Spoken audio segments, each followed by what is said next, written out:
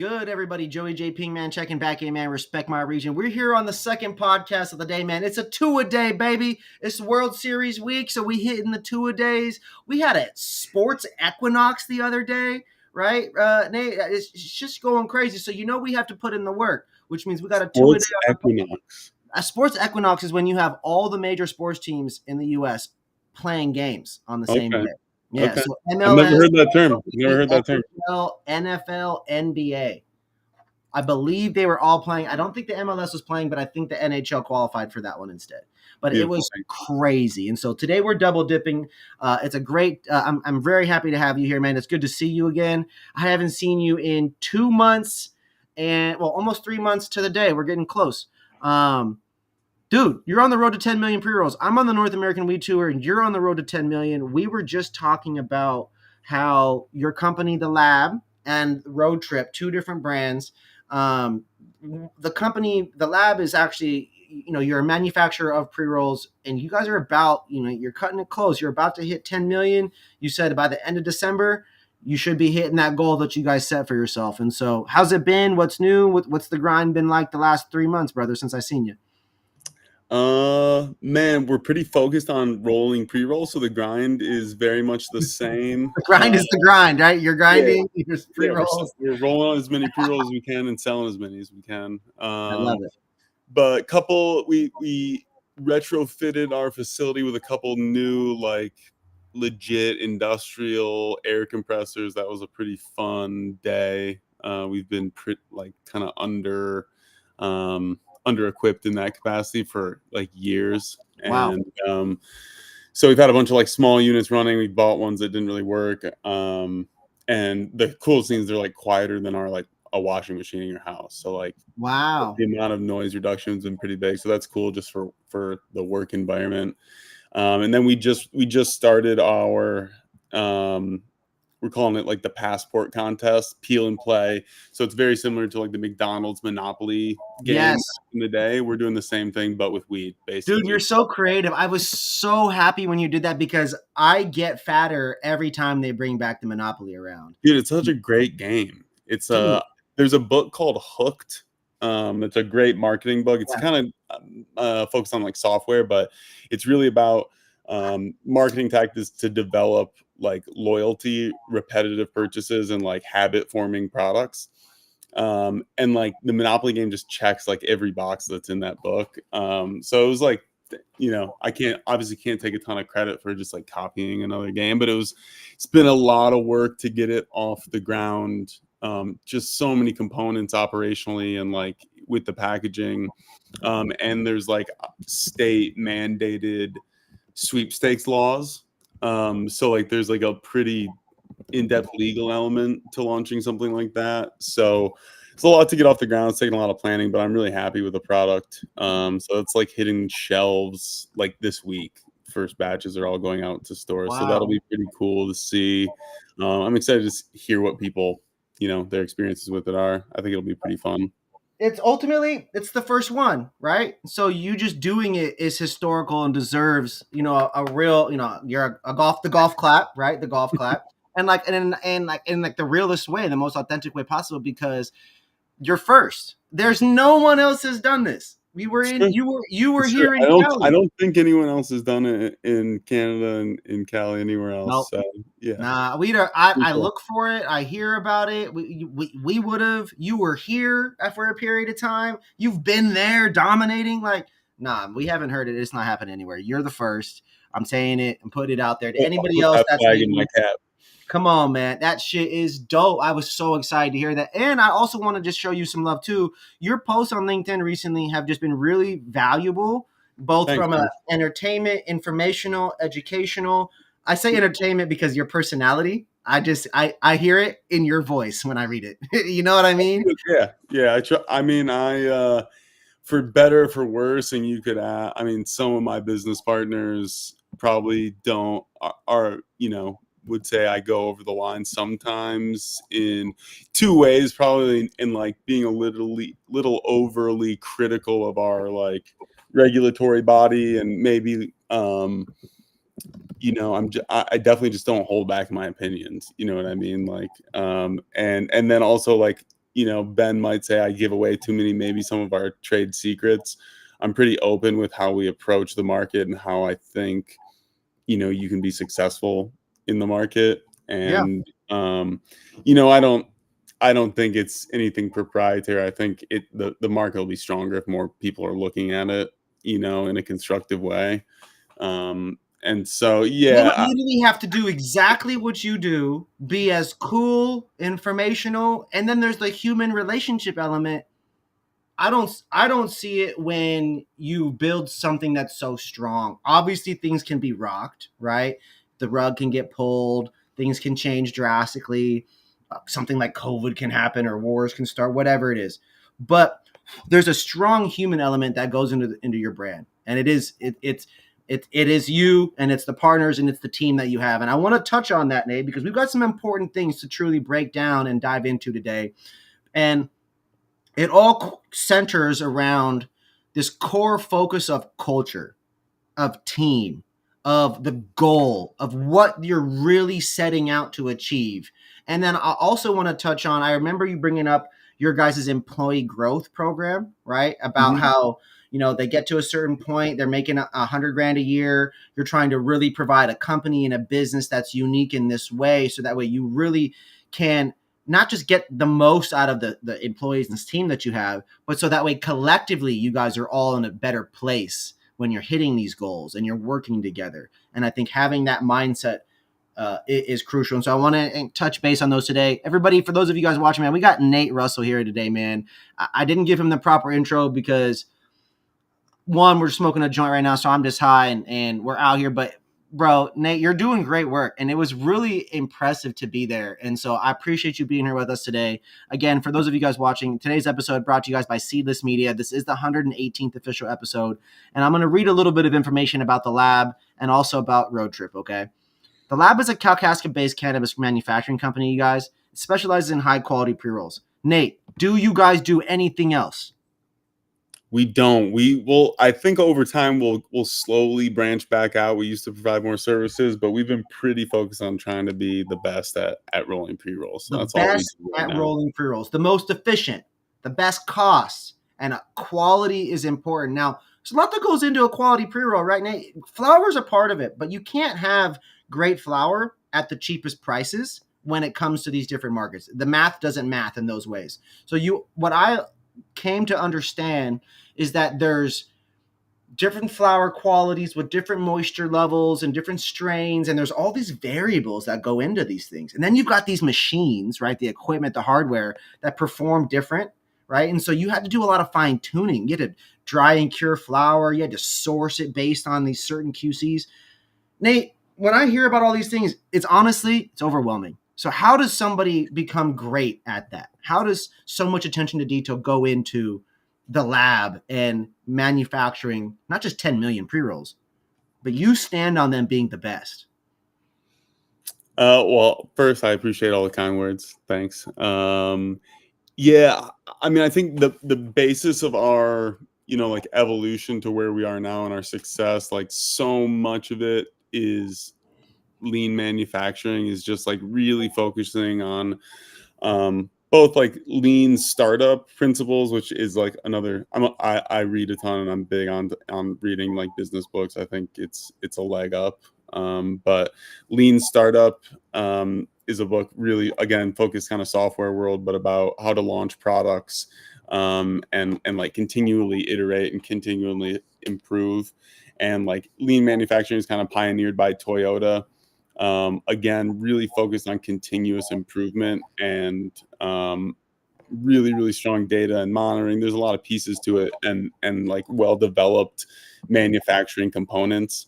I was a botany and English major at Humboldt State, and we ran some pretty big grows and got good at managing them. And I imported a lot of stuff from China during my time, like working in music festivals, and spent a lot of time in our factories there. But like running a factory was never, we didn't have that skill set. Mm-hmm. And really few people we hired were, tuned into doing that. So we really fell back on some of these kind of, I mean, at this point, they're not basics, but they're really fundamental pieces of how you run manufacturing operations, no matter what you're manufacturing.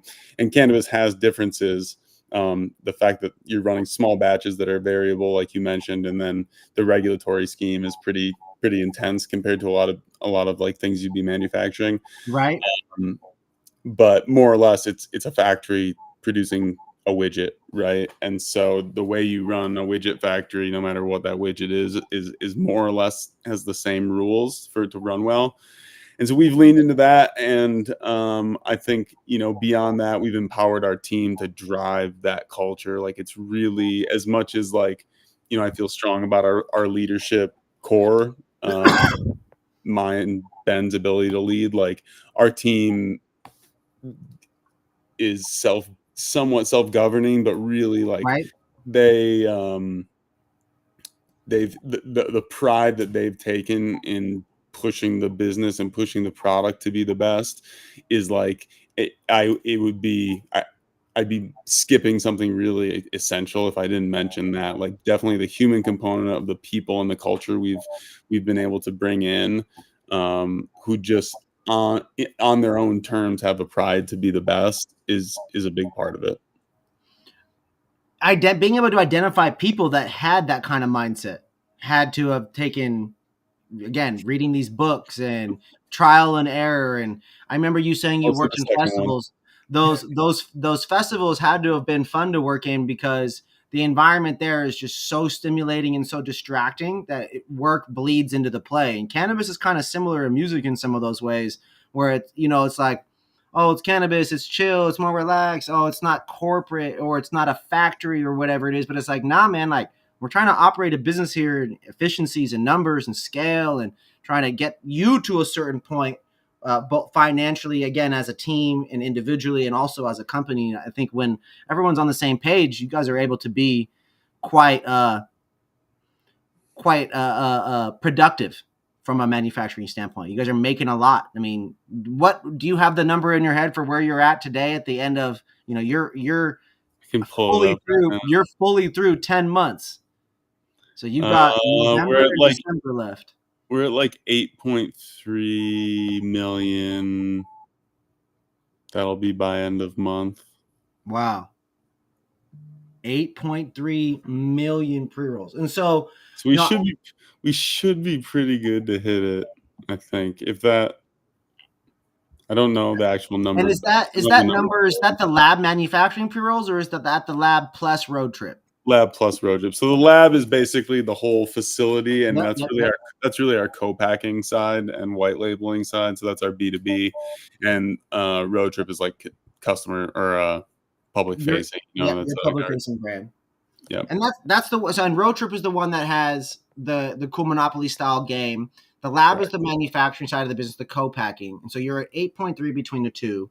I was talking a little bit offline about, you know, and I remember seeing this actually being packed when I was there. But you guys in road trip land, 50 packs. People like your pre-rolls, your individual pre-rolls so much, they will buy a 50 pack from you guys and smoke 1 to 2 a day for over 30 days, which I think that's proof that when that becomes such a velocity, like selling product, or even if it's just moving units consistently, that people really like the quality of what you're creating. Yeah, I think that, you know, there's two pieces. One is that, exactly like you're saying, I mean, even myself, you know, I was skeptical that you could sell 50 of one strain, when Yep. one of the best parts of cannabis is the variety, right? Like, that's like really is one of the best parts of, you don't even have to be a connoisseur at all. It's just like the variety is really fun, and adds a lot to the experience. And so committing to buying 50 when you could buy 2 ounces, you know, there's just like other options out there.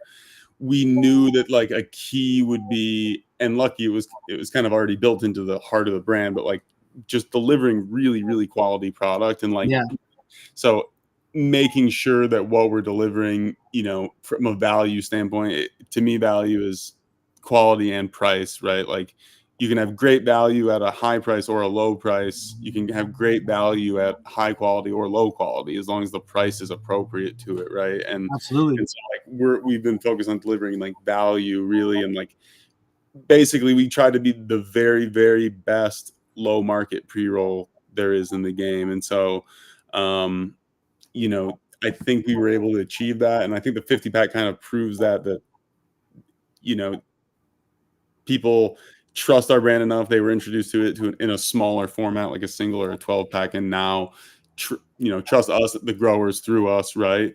And then You I said think a 12 pack?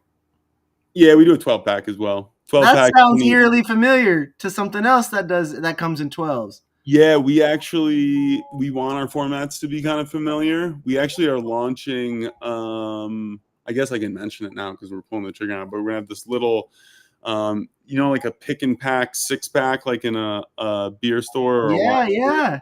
We're gonna launch basically like 10 flavors of 8ths in pre-rolls, so it'll be like 7 half grams. In an 8th, and we'll do like 10 flavors, and you can pick 6 of your own out at participating dispensaries, and they'll come in a little carrier the same way. Yeah, that's so dope.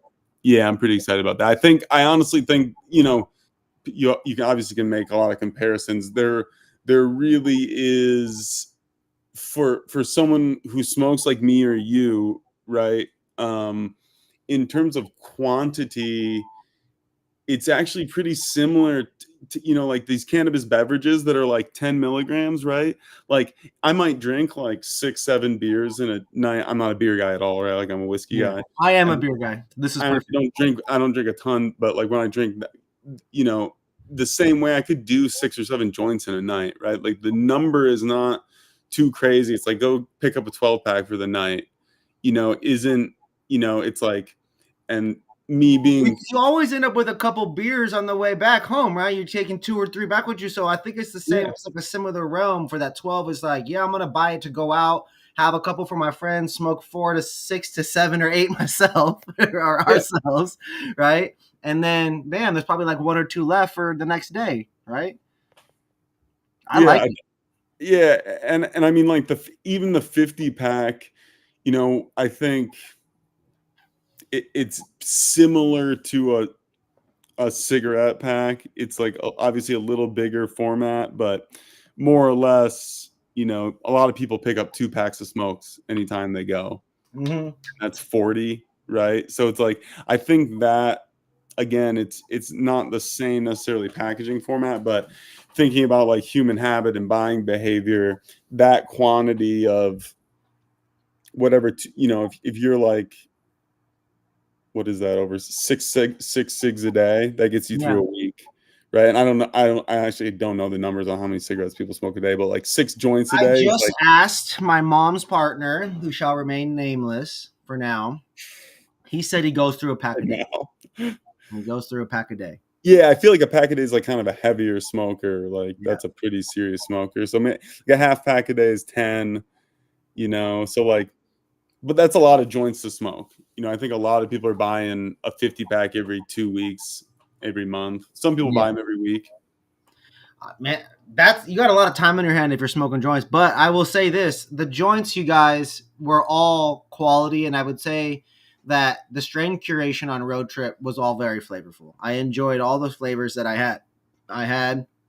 I definitely, when I'm buying, see, like the thing is, when you're buying a 50 pack, I can't personally afford a 50 pack of quadruple A indoor whatevers. You know what I mean? Like I just can't have. No, it's not. Yeah, it's 100. It's not feasible. I can't do that. That's hundreds of dollars out the door. Yeah. Right. And so it's like, for me, I'm looking out the door because it's like the quality of the weed that's in that, right? Like, and for the price for where it's at, right? Those are, you know, a gram, and especially in Michigan, like what, between 6 and 8 a gram, right, at stores, I would imagine. Our product, or if they were like the 1 gram Road Trips, ours should be like $3. Oh wow! So it's even more. So that's what's crazy. When I think of the quality of what's in those joints, I'm thinking like West Coast, because that's what I go to dispensaries and buy.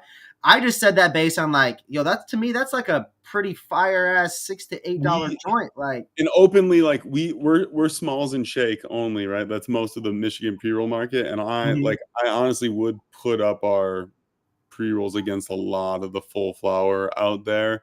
I mean, we take a lot of care in choosing our cultivators, And And the like fruits, you were talking fruits when I was there before. You guys picked we're a fruit. we really focus on data too. So like people buy fruit flavors like Cambia Analytica, who's a testing company up here. Shout out to them. They did a lot of great data on. They layered basically flavor profiles of cannabis that were like verified by like people who are like, like not licensed, but like certified in like food and aroma, and laid flavor profiles from cannabis on like liking scores from like cannabis consumers, and showed that like basically like fruit dominates and like almost everybody likes fruity flavors, but like gas is actually like negative liking score, like similar to earth or like grass. Right. Like very, it's like a 10% of the population really likes a gassy smell. And so there's some interesting takeaways, but if you look at Jeter or some of the bigger brands out there who are really moving a lot of units, I mean, I don't think Jeter has one thing on their menu that's not fruit. Like it's straight fruit up and down. It's just like that's what consumers want. They want that punch. So we try to buy a lot of fruit. We still stock OGs and stuff. There's still buyers out there for that, but you can watch really sativas and fruits sell really well in Michigan. So we try to stock those. Pretty But interesting. overall, we're trying to buy like, in general, we rate every single package of cannabis that comes in on a 50-point scale. If it doesn't score over 40, it's not going into road trip. Yeah. See, this is what I was gonna next. Thank you for bringing this next part up. What the QC process for road trip, like, because you were already alluding to that, and then I want to talk about like, the QC process when you're doing the stuff for the lab, right, and you're co-packing for people. They're trusting you to be at a certain quality level. And so, like, if you could help describe and help us understand what that quality level is, I think, like, from a standard or whatever that looks like, and then like some of the layers that go into that. Because when I was there, it was very much, you said it earlier. What did you? I forget the exact word you said, but it was something to the effect of like, there's not exactly like a person at the top in each of these departments. Everyone's pretty self-sufficient in it because they all understand the roles interchangeably. So can you help us understand the QC for, road trip first, and then let's talk about the lab as well. Yeah, I mean, they're not different. In theory, we would lower our QC standards for a client. I guess I won't even say in theory. That was our theory going into the business, is that, and I think down the road too, with some manufacturing solutions that might produce more QC fails, there might be some clients that are okay with that, and we just push them through and give them for a lower price because that's where the market's headed. But what's really happened is like we set out to like roll the best pre-roll possible and have like super consistent QC, and like really never let anyone down with a single pre-roll. And that it's hard to like train a staff to like turn that on and off, kind of. Yeah, it's either there or it's not, right? And so, and then like really, that's the reason why people work with us on the co-packing side. Like the road trip is almost a billboard for our co-packing business, right? Like to me, there are other people rolling great pre-rolls out there. But like, I really think we're as good as anyone in the industry, if not, one of the very best. And it starts with who we're buying from, and buying from the people. Like so much of it is consistency. Like when you're rolling as much as we are and trying to put out, literally 300 pounds of pre-rolls a week, right? Like that's, if it's an 8,000 grams strain, it's like 20 different strains a week we're putting out. Yeah. That usually, and probably more, honestly, a little bit more on average. Like, but yeah, like 20 to 30 strains go out a week. We have a couple small, like we probably have, 5 smaller farms that we buy from because we know it's like incredible. Yeah. And we're really proud to have their name on our label. And also, honestly, all of our grows we are.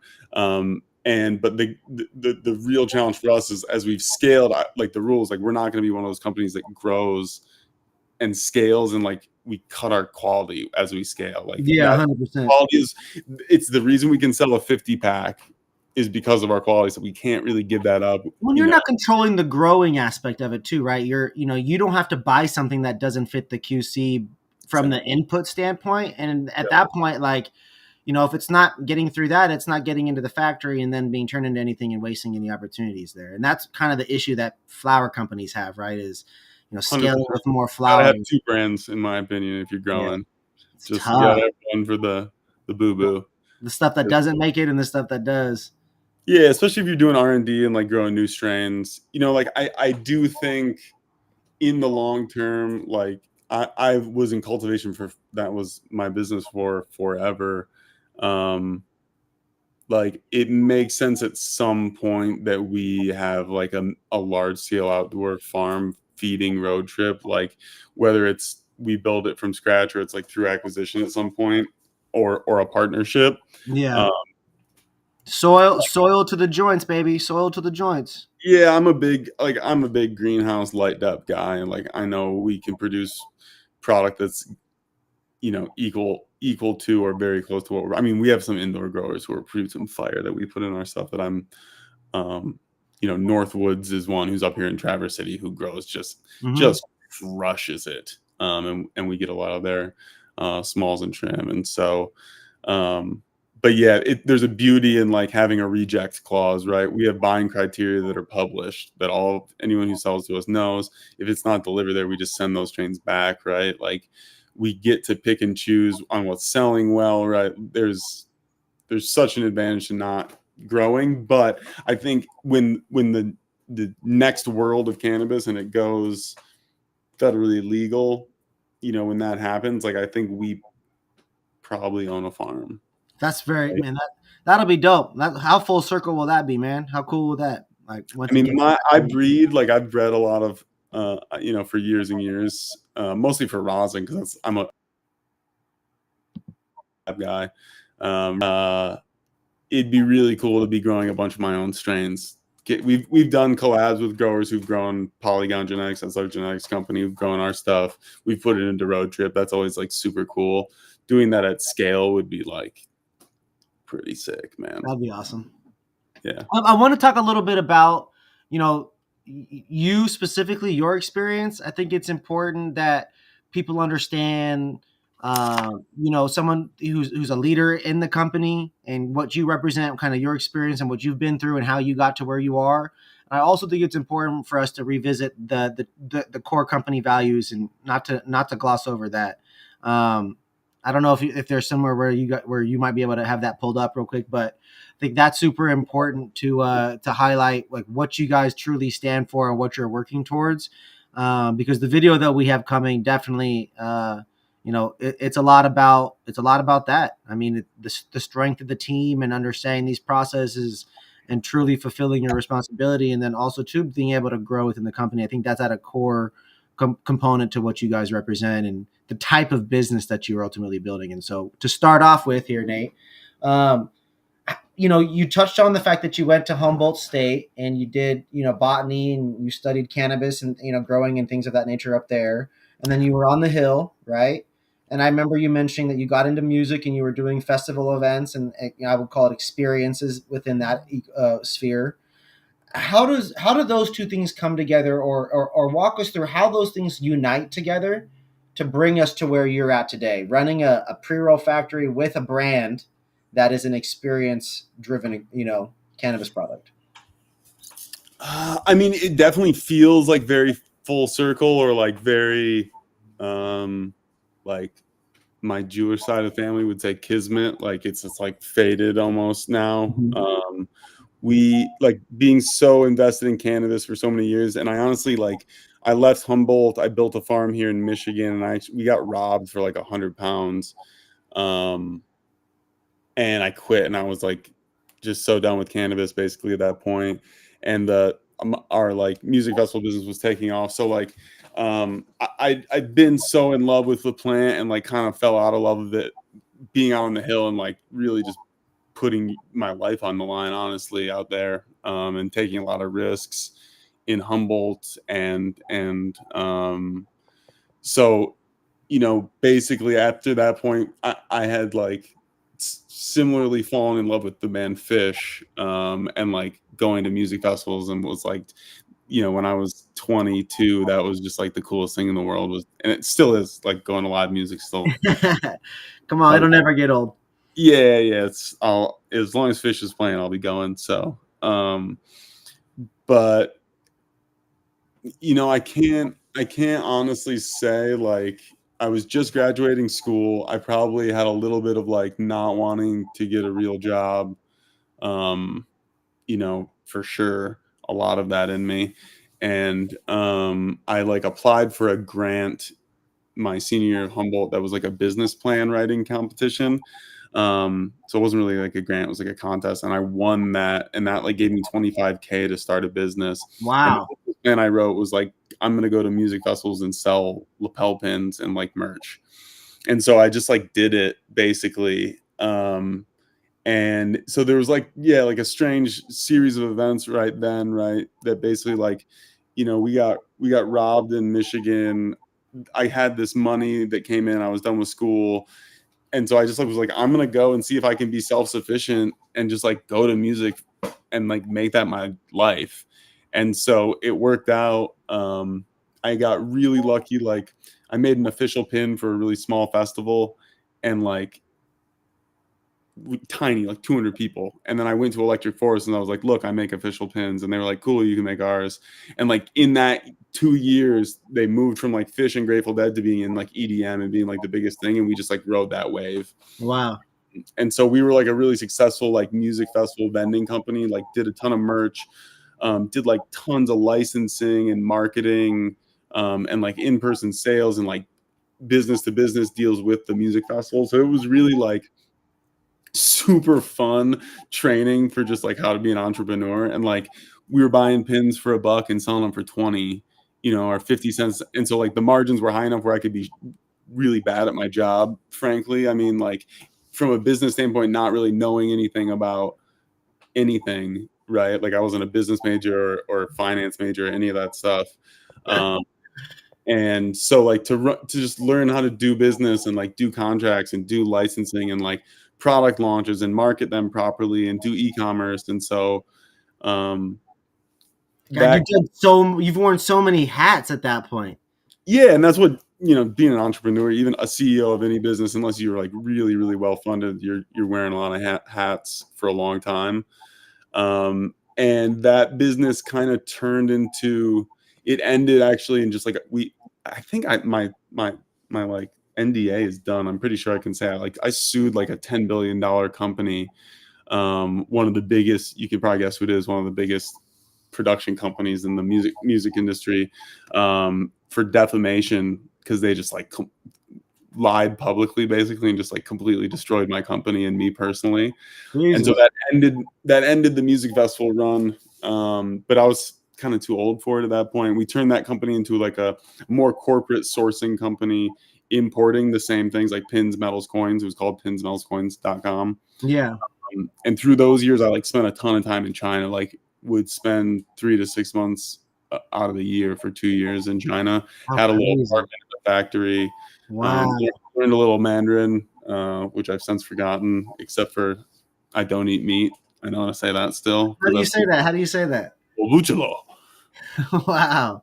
So still got that one in the bag. Man, what a cool set of experiences, man. And I'll be real with you. I totally align on the music festival stuff. I go to a couple of years still and concerts here and there. And what a rush still. I'm 33, still a rush to go to those things. Like I definitely don't know about festivals anymore. I do like I'll do 3 shows of Fish, in a weekend. I haven't done a festival. I think I'd have to do it well appointed, like RV. I'm just too. I mean, like I do camping in a tent, so I guess I could do it. But like if you like the EDM stuff, just to switch gears half a degree. Obviously Shambhala up in Canada. I haven't done that yet, but man, all my friends say so that would be the one where maybe we intentionally figured that out over the next couple of years, because we definitely, I've been to that twice, and that is the one for the electronic world. I have no real desire to go to EDC, Florida or here, or Vegas, but Shambhala definitely was the one. It's a tough scene. Yeah, I can't breathe outside breathing hot air. I got kidney problems and the dehydration shit for me. It's literally just like a medical issue. Like I'll just kind of be hurting and dying the whole time. So I just like to be like being up in the mountains and the camping and like that. That's just crazy. And having some road trip joints at, I believe, out there in festivals in Michigan, that would be amazing. I remember when I was out Forest there. is a good one, man. It definitely is a good one. Which one is it? Electric Forest. I Oh mean, yeah. That's out there with you guys. that's top Yeah, tier for sure. They do that properly. We used to be pretty involved with that one, but that's yeah. dope. So I mean, like, really, like the product design, you know, just like design in general, then turning this into like a corporate entity where we were selling, you know, pins and medals and coins. So like we had Kim Kardashian as a client. We were like selling them for Disney, Hello Kitty, Marvel. We had like the US Army and like Marriott and really boring. Like we did like bag tags for more Marriott, like super, super boring shit. And there was a point where those are all collectibles, right? Like, and you like a collectible you just don't make that many of. So like if you're manufacturing it, there's not a ton of money in it, really. Mm-hmm. And so it's when you do it's really a design company is what we were.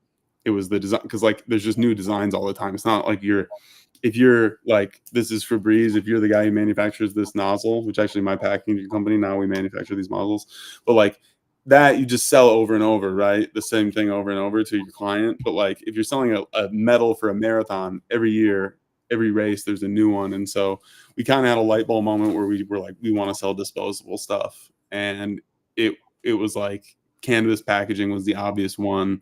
We had a sales team, we had an import team, we had people in China, we had designers to design it. I had a lot of connections in cannabis, and so we just like ran with that. And that's something you guys still do a little bit of to this day. Yeah, you do still. Yeah, Packaging we have a projects in separate. there. Yeah, we have went through a merger on our packaging side, so we still like my partner Ben really runs that side of the company, and like I'm mostly just on the marketing side of it and like less involved in some of like the R&D and stuff. But we merged with like a really massive company, and we basically run like the Michigan division of that company now. Okay. Um, but you know, through that kind of got us back into cannabis when I had kind of fallen out of it. Mm-hmm.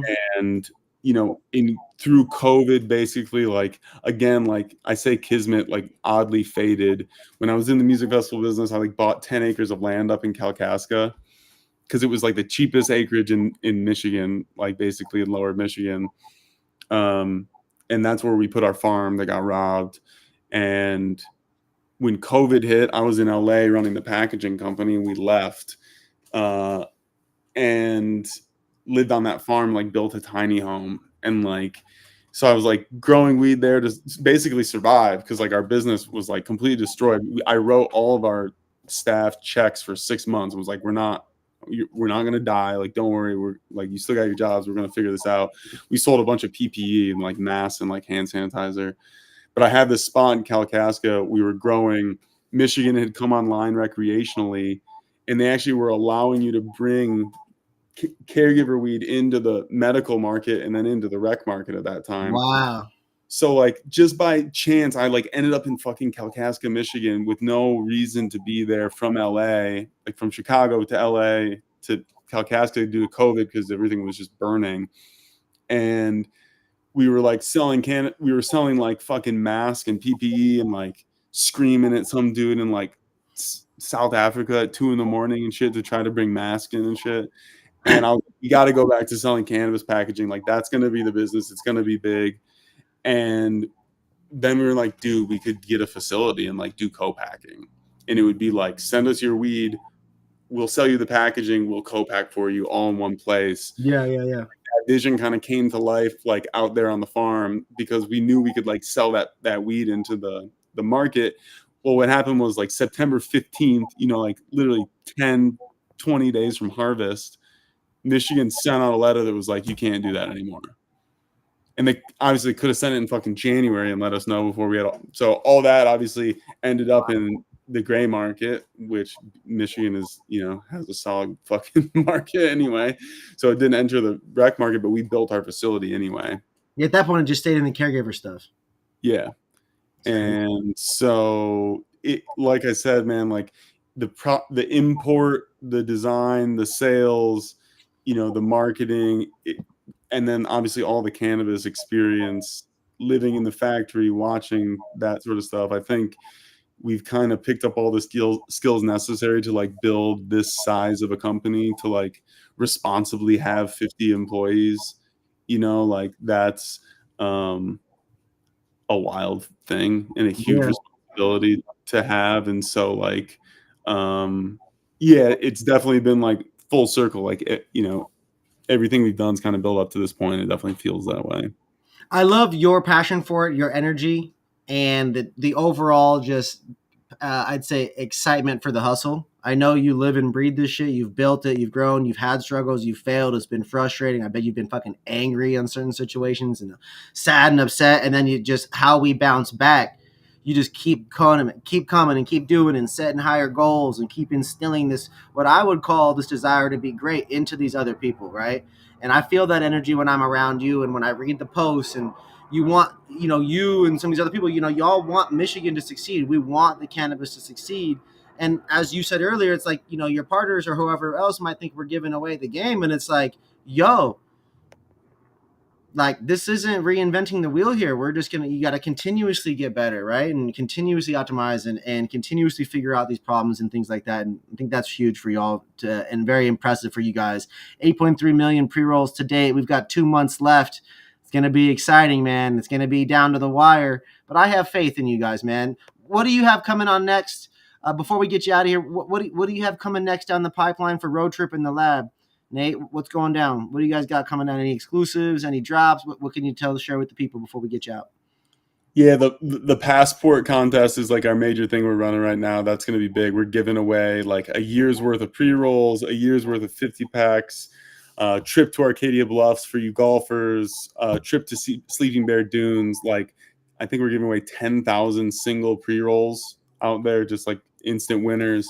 Wow. So that'll be a big thing that'll run for like the next 5-6 months. We got our pick and pack 6-packs that'll be coming and dropping. We are about to launch like a pre-grind or a pre-ground ounce. So that'll be our first like non-pre-roll product. So kind of like a roll your own, basically, for people who want to do that, who want to see the cannabis. We're really proud of what goes into our pre-roll. So it's the same material. That's gonna be pretty cool. That'll be out like next week. Wow, congrats. That's dope. Thanks, man. And then basically like all winter will really be R&D time and tooling up for events for spring and summer. We do a lot of like music and golf events, so we kind of prepping for that and planning. We did them this year and like did our first round of them, so it'll be fun to kind of learn from that and do them bigger and better next year. Come on, man. Road Trips out here bringing their customers on an experience via the road trips, man. You guys stay active in the events, the concerts, the sports. It's super dope, man. I'm happy for you that your creativity is able to shine on this, and it's just dope. I mean, the shit's just cool. I don't really know how else to say it. I like the packaging for Road Trip, right? You guys just literally use local photographers, images of different landscape photography.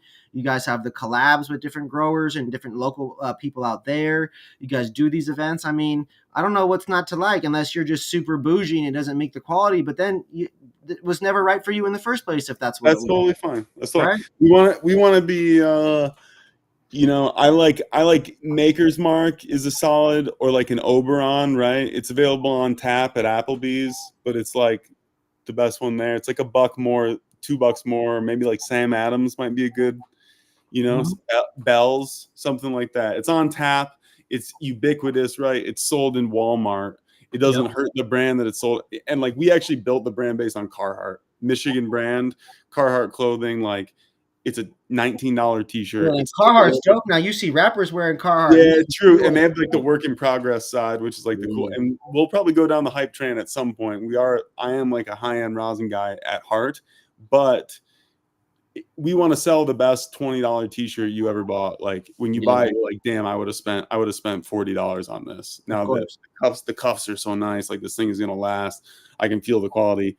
When you open our pre-roll, you smell it, you're like, damn, that smells like an $8 pre-roll. and I just spent 3 on that. That's fire. That's kind of the mindset we've taken. So we hope it shows in our product. Come on, man. You guys are out here, man. Kalkaska is on the freaking map, man. North American Weed Tour, RMR Podcast, episode 118. Officially the end of our two-a-day, man. Nate, I appreciate you, bro. Thank you for sharing the information about the lab. Thank you for sharing the story and the passion and the creativity behind Road Trip. And also, too, the opportunity. Because it sounds like we can win. Sounds like we can get free weed for a year. Sounds like we can share things with our people and create and amplify our lives through these road trips and the opportunities of just participating in your guys' brand. How cool is that, man? It's fucking dope, bro. I appreciate you. Thank you for supporting us on the tour.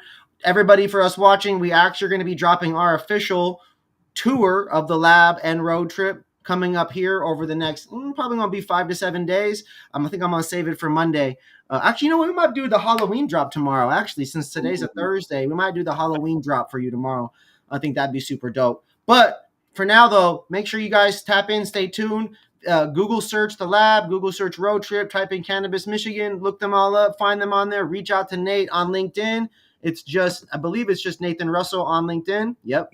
Nate Russell? I don't know. No, it is. It says Nathan on. I'm looking at that. That's my professional side. It's Nathan's. Yeah, Nathan Russell, the professional name there on LinkedIn. Tap in, reach out if you need him. I encourage you guys to do business with him. Anybody that knows me knows that I am asking a bunch of tough questions. You showed us every single spot, the nook and cranny. It was impressive, and I smoked the weed. You guys can search those reviews on our YouTube.